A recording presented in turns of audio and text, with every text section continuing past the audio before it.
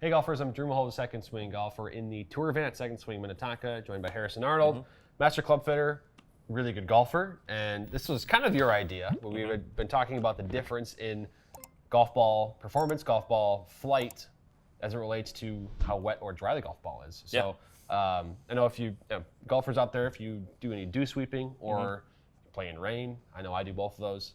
This information will be important to have for your game. So we've got a little spray bottle there to kind of rinse the golf ball before a couple of shots today. So we're going to kind of compare wet versus dry. I want you to kind of explain how we're doing this and why this is important to know. Yeah, for sure. So we're going to spray each golf ball one spray, kind of give it a little bit of a spritz, replicate that sort of dew sweeping in the morning.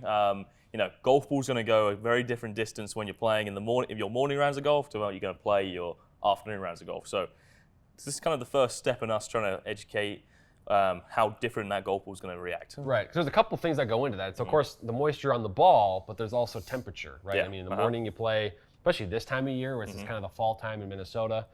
In the mornings it might be 40, 45 degrees at 8 a.m. when you tee off, but by the end of the round you could be in the 60s or 70s. Yeah, sure. So, and that's a big difference. So today we've got driver, we're going to hit a 7-iron, and we're going to hit some wedge shots. Yep.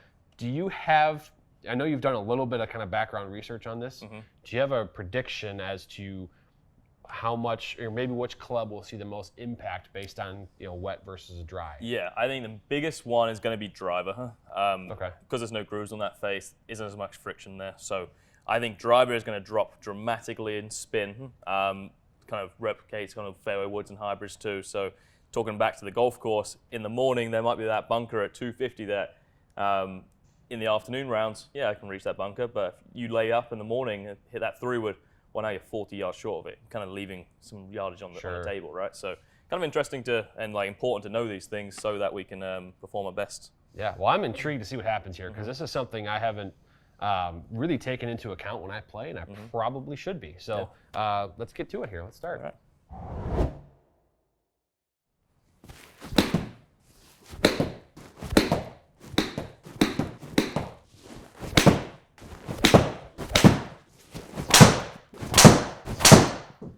Okay, so Harrison, we got your stock numbers here, and we're going to do actually 2 different wedge shots. We got a full and a 3/4. Yep. I mean, these look like pretty darn good stock numbers here, right? Nothing alarming here. This is kind of what you play, right? I mean, now for you mentioned we're going to start with wedges, but I just want to get a prediction on you. Spin's maybe the biggest thing we're going to look at here, and that might impact the distance. What are the biggest numbers to pay attention to? Spin is the one I'm thinking of. Is there any other numbers to pay attention to as we see the differences? Yeah, so spin obviously being the biggest one, right?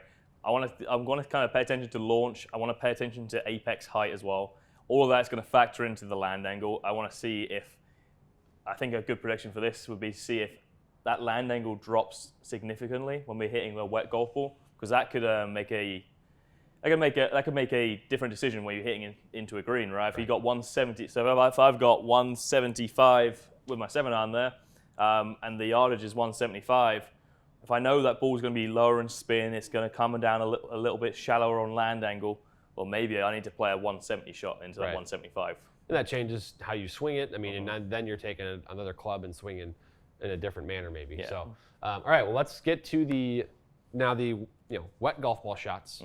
Start with the 3/4, or no, the full wedge. We'll start with the full wedge, yeah. Full wedge. Start with that.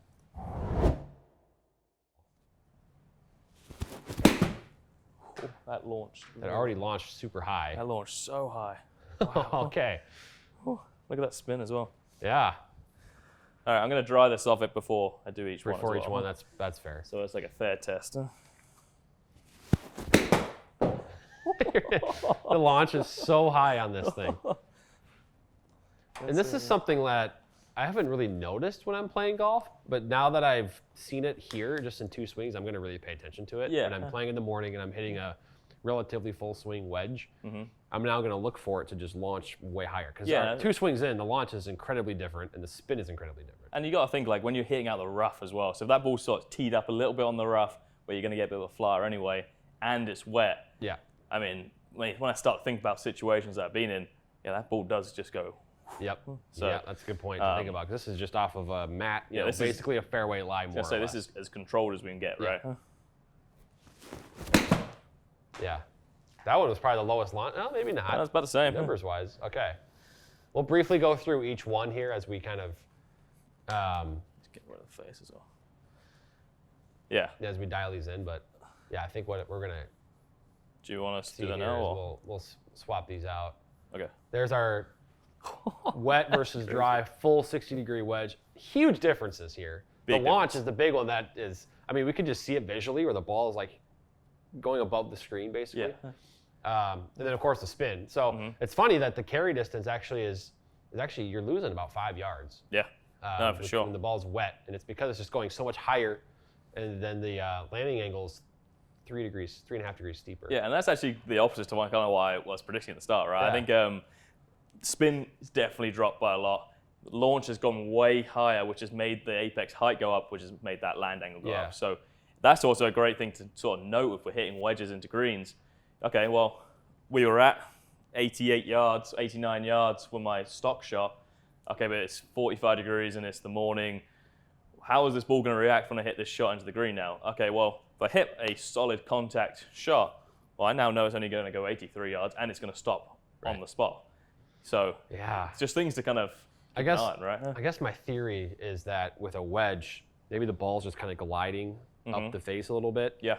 Instead of grabbing, and then you're getting the ball, the actual contact is maybe being made higher on the face, which is sort of that result of the higher launch and the lower spin. Yeah.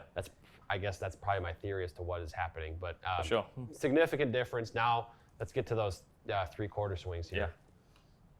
Yeah. Aiming for that 70 again. All right. Okay. Wasn't quite the same ball speed, but yeah, similar thing. Launched a little bit higher, spun a little bit less.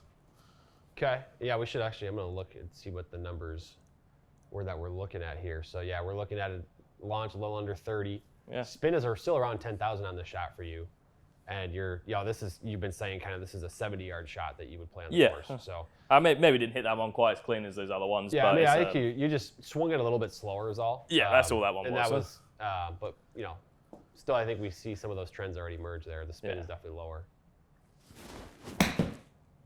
That's more like it. Yep, that's That'd a be little closer to the yardages. Okay. Well, yeah, big drop and spin. Yeah, the spin is definitely down. So then, because there's, we talked about all the different elements here too that we're thinking about. Like, a lot of times, also in the mornings, the green is softer. Yeah. So sometimes the effect of the ball on the green might kind of almost might even out in a sense. If the green is softer, but you're getting less spin, so it kind of makes it.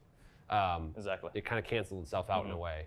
Yeah, and not just talking about morning and afternoon rounds. We're also talking about days where it is just raining. Yeah, Like the correct, ball's yeah. getting really wet, the face is even getting wet. Yep. We're not drying the face today because we're trying to simulate those sort of rainy conditions. Like, you can't get that face perfectly dry. Right. So, and it is worth noting we are using the Ping S159s, but it has the hydropel finish. So, as dramatic of a decrease there is in spin here, this is the industry leader Yeah, of right.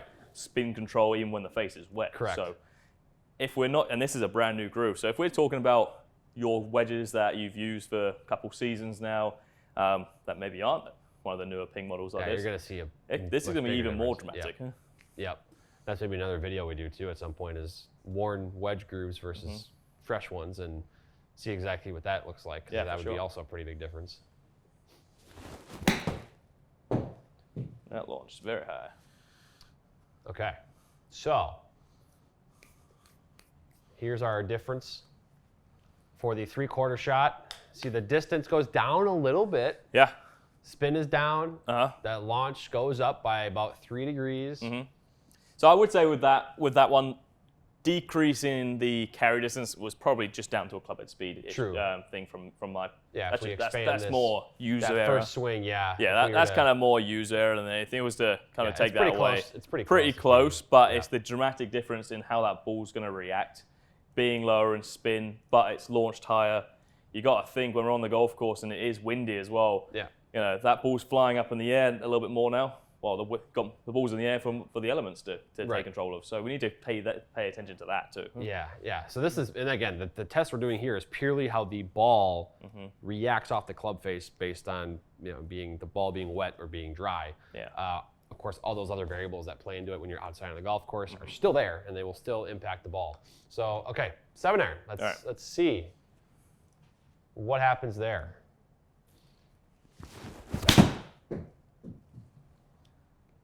Oh, wow. Wow. So this is interesting here. That ball went very a lot short. more spin with the 7-iron. Arguably, that was the best strike I had out of all of them as well. Yeah, I mean, it looked like a good swing, a good speed. I'd be curious if that holds. Yeah, kind of be interesting to see if it's different per club you're hitting, right? If it's at slower speeds, does it launch higher, lower, and spin? Or when you go to higher speeds, does that spin go up? Yeah. Yeah, that's I've only seen one shot, but because that is not the same trend we've seen so far. No. Again, very good strike. More speed. Okay, still a little more high spin. And spin again. Interesting. Yeah, that flight's way higher too, isn't it? Another good strike. Yeah, wasn't too bad there either. But all right. So here's our comparison there. We've got 7-irons hit, same club, same ball. A set of shots dry, set of shots wet, and wow. Yeah.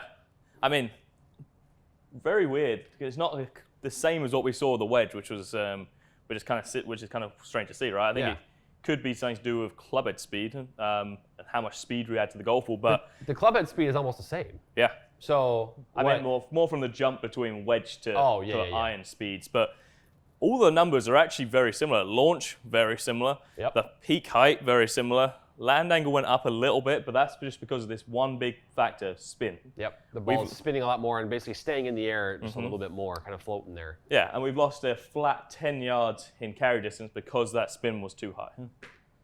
Wow. Huge. These are not findings I would have expected in this test. So, all right, so we've got significant differences, but they kind of flopped, or they flipped around between the wedge and the 7-iron. Now with driver on deck here, what do you expect there? Do you kind of see this trend happening a little bit more? Well, I'll be honest, now I don't know. I had some good predictions at the start, but now we're seeing two completely opposite things. Right. I would expect to keep seeing this from a spin point of view. I would think with the spin with the driver, because there's not any grooves on that face, I would expect the spin to drop. Okay. It'll be interesting to see if that's true or not. Yeah. All right. Well, let's find out. Yeah.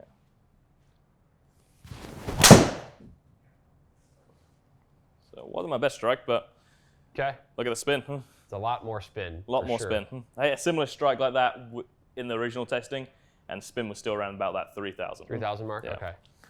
Yeah, it seems like so far it's going to line up a little closer to what the 7-iron showed us. Yeah, for sure. No. Oh, wow. Okay, that's a little bit more normal spin there. Yeah, it wasn't too dissimilar. Was the strike there pretty good? It sounded pretty good. Yeah, and it was middle to middle toe. Okay. So, wouldn't hurt you on the golf course. Yeah. One of those. All right, did miss that one. Okay. But kind of interesting though. I missed that one, which is out. It felt pretty heely, but it's gone a little bit left on me, which I would usually see spin sort of go right for the roof with. So that one's not very surprising. Yeah. Okay. So this is all right. This is fun. I'm gonna put let's see if I can put all the numbers up here. Actually, we'll start with driver. We'll cover that here. A lot of similarities here. You hit it probably, you noted it, right? You hit a couple that weren't quite as good. Maybe the contact, the swings weren't quite as good as the ones It could the be because the glove's wet now and we're playing in the rain. Yeah, right. There's other things to think about. There's pressure on you. Yeah. But I would say and this is probably the case. I didn't even look at this figure with the other ones. It's also less consistent, right? The deviation number gets bigger. Yeah.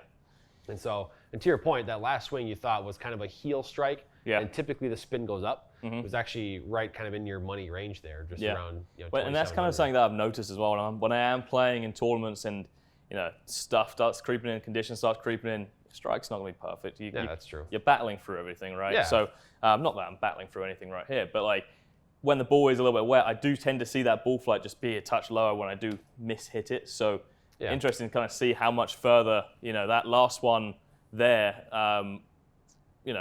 it just, dispersion just kind of crept way out. Yeah.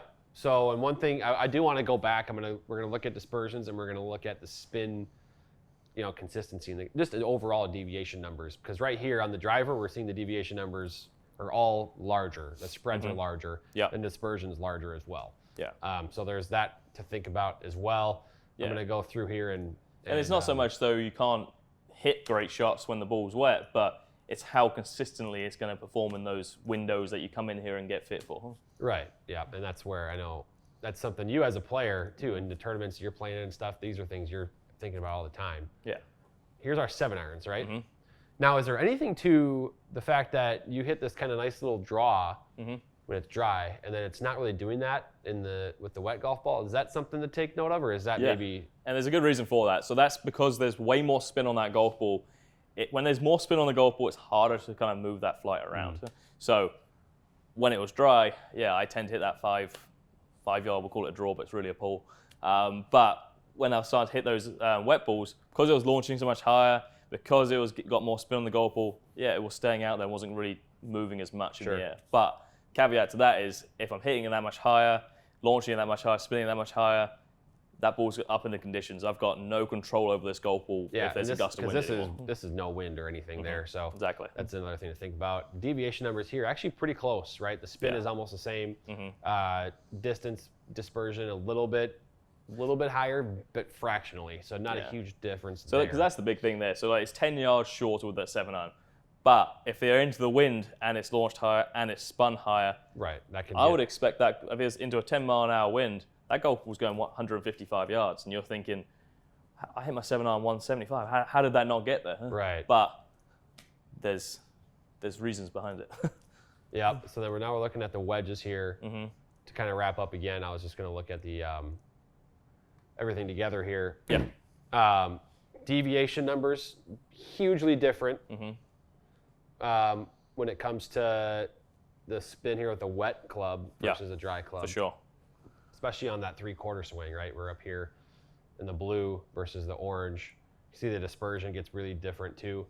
Actually, not a ton of actually size difference in the dispersion with the full swings. No. But it's more so those 3/4 swings, right? Where the flight's gone now completely different. It's coming in a little bit lower. It's launching high, so it's starting high, but it's coming in lower in spin. So what that means outside of hitting into a projector screen is that ball's going to hit its apex, and because it's got not enough spin on it, it's going to start dipping in the air. So you're going to start seeing these ball flights that kind of dip down. That doesn't have much control on it. If it's a flat flight and it's got enough spin on it, control. You see that on tour all the time. You're a little bit more at the mercy of the green conditions and slope and stuff at that point. Exactly. And that'll take control of your ball a little bit more than you and the way you've struck the ball. Exactly. And if you're playing if it is raining, but you're playing a firmer conditioned golf course, once it hits the apex and drops out the sky with low spin, you're at the mercy of a bounce at that point. Right, exactly. So, wow, that's a lot of information. I'm just kind of surprised at a couple of things we found here, Harrison.